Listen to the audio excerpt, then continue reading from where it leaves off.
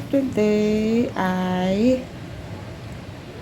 kalabasa, and then lalagyan natin siya ng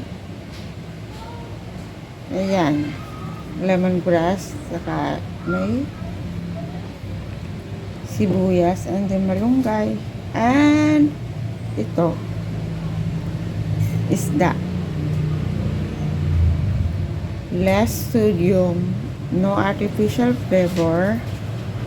Wala, kahit ano, asin lang, konti. Yan ang ano natin ngayon. Ang ginawa ko lang dito guys, nagpakulo lang ako ng tubig. Ayan.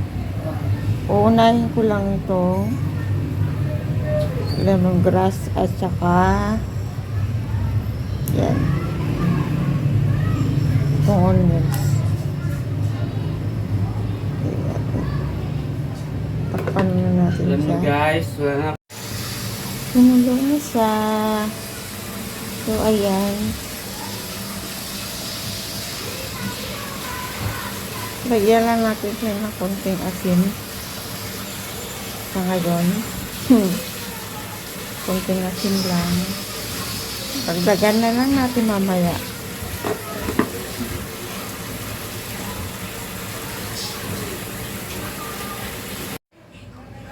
Ayan guys, pwede na natin ilagay itong unahin ko lang itong lagay itong kalabasa kasi sa isda.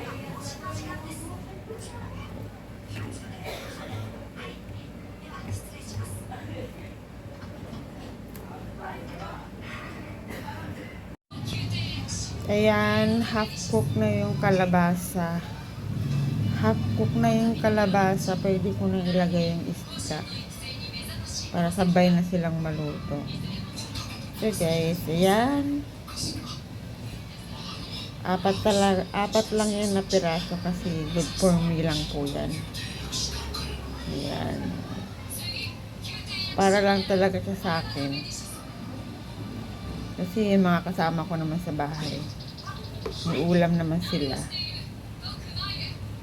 Gusto ko lang kasi nasabaw. Light food lang kasi tayo guys. Lalo na yung may mga high food yan.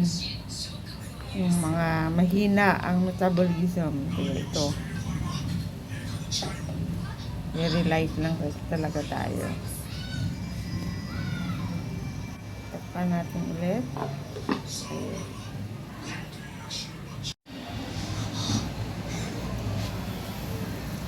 Ayan. Pwede na po natin ilagay itong malunggay. Ganun lang ang kasimple ang pagkain natin. So, ito kasi guys, menu to ng mga mahihirap. Menu ng mga mahihirap na katulad ko na budgeted lang talaga. Kasi kung ikaw, kung mayaman ka, meron kang diet plan, sige go. Pero kasi ako itong para ano ko Pagkain ng mayaman yan. yung mahirap, pero masarap.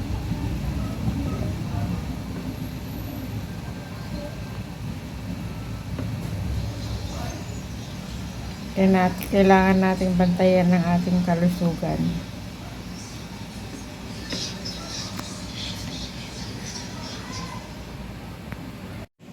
Tada! Ito na guys, luto na siya. Pwede na siyang kainin. Tara, kain tayo. Ito, sabaw.